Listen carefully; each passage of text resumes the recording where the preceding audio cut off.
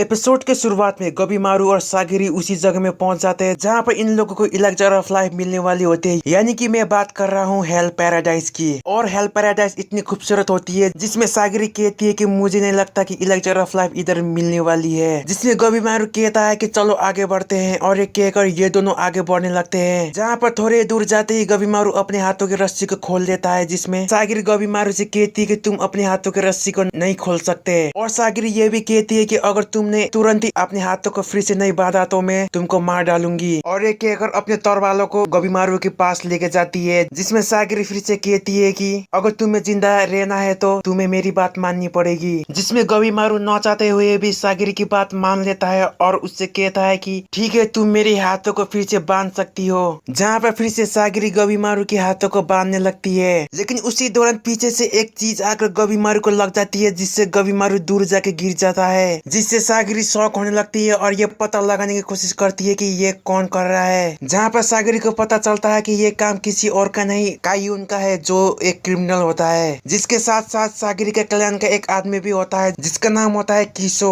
लेकिन उसी दौरान कायून सागिरी और गबीमारू से कहता है कि तुम दोनों इधर क्या कर रहे हो। लेकिन उसी दौरान बीच में गबीमारू खड़ा हो जाता है और सागिरी से कहता है कि तुमने तो कहा था कि सारे मुजरिमों के हाथ बंधे रहना चाहिए, लेकिन उसके हाथ तो खुले हैं। जिसकी वजह से सागिरी को गुस्सा आ जाता है और वो किसो से पूछती है कि इसके हाथ खुले क्यों है। जिसमें किसो कहता है कि मुझे पता है कि सारे मुजरिमों को हाथों को बांध कर रखना चाहिए, लेकिन फिर भी मैंने इसके हाथों को इसलिए खुला रखा है कि ताकि ये सारे बचे हुए मुजरिमों को मार दे, ताकि हमारा काम आसान हो सके। जिसको सुनने के बाद सागिरी कुछ भी कह नहीं पाती। जहाँ पर कायन गुस्से से सभी से कहता है कि बस करो तुम्हारा बकवास, और ये कहकर अपने वेपन को बाहर निकालता है और गबीमारू से कहता है कि तुम अभी तक कैसे जिंदा हो, और उससे ये भी कहता है कि चलो फाइट के लिए रेडी हो जाओ। जहाँ पर गबीमारू कायून से कहता है कि तुम्हें लगता है कि तुम मुझे हरा पाओगे। जहाँ पर कायून गबीमारू से कहता है कि इस बात का पता भी अभी चल जाएगा, और ये कहकर अपने वेपन को लेकर गबीमारू पर अटैक करने के लिए चला जाता है। जहाँ पर गबीमारू मनी मन कहता है कि तो मुझे इसको भी मारना पड़ेगा।